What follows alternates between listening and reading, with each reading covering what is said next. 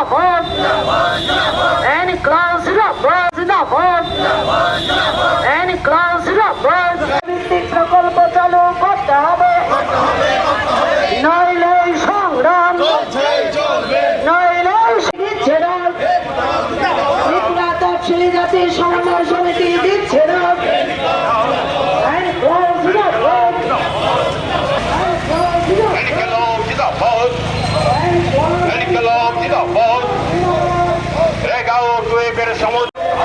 সাফাই কর্মীদের নিয়মিতকরণ করতে হবে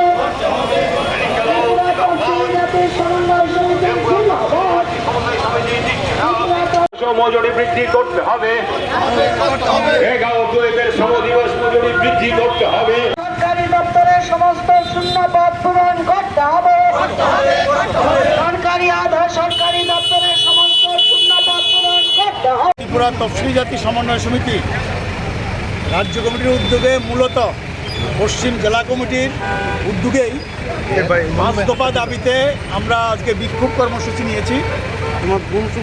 প্রথম দাবি হলো গণতন্ত্র পুনরুদ্ধার, আসন্ন যে পঞ্চায়েত নির্বাচন এটা সুষ্ঠুভাবে করার জন্যে আমরা দাবি করেছি।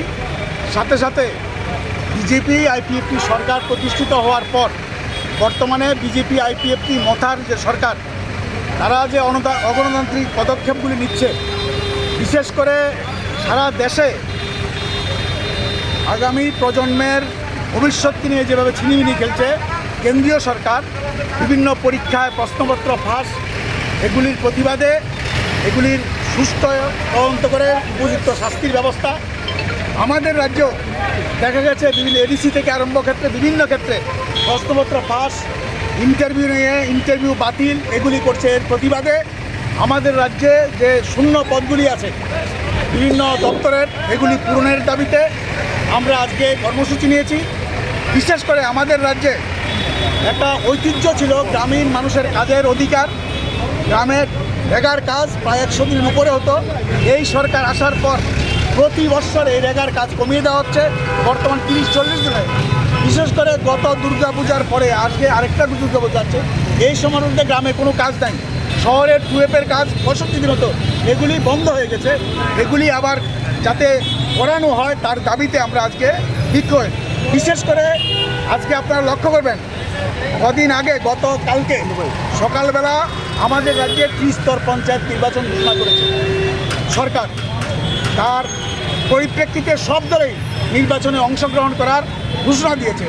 আমরা লক্ষ্য গতকালকে থেকে অধিকাংশ ব্লকে নির্বাচন যাতে না করতে হয়, কারণ বিজেপি পায়ের তলার মাটি নেই, তাদের মানুষ তাদের সাথে নেই, নির্বাচন করলে তারা পরাস্ত হবে। তার জন্য প্রতিটা ব্লকে সেখানে জঙ্গলের রাজত্ব করছে যাতে বিরোধী দল কেউ নমিনেশন না দিতে পারে।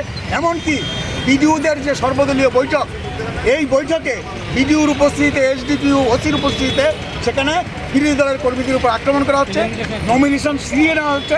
এবং আজকেও নমিনেশন দিতে যাওয়ার সময়তে আমাদের সংগঠনের সাধারণ সম্পাদক কমরেড সুজন দাসের নেতৃত্বে রাজনগর ব্লকে সেখানে ব্লকের যাওয়ার আগেই সেই মিছিল আক্রান্ত হয় এবং যাতে নমিনেশন দিতে না পারে তার ব্যবস্থায় ইট, পাটকেল, মদের বোতল এগুলি ছুঁড়ে আমাদের সম্পাদক সহ 10 জন সেখানে আহত হয়েছেন।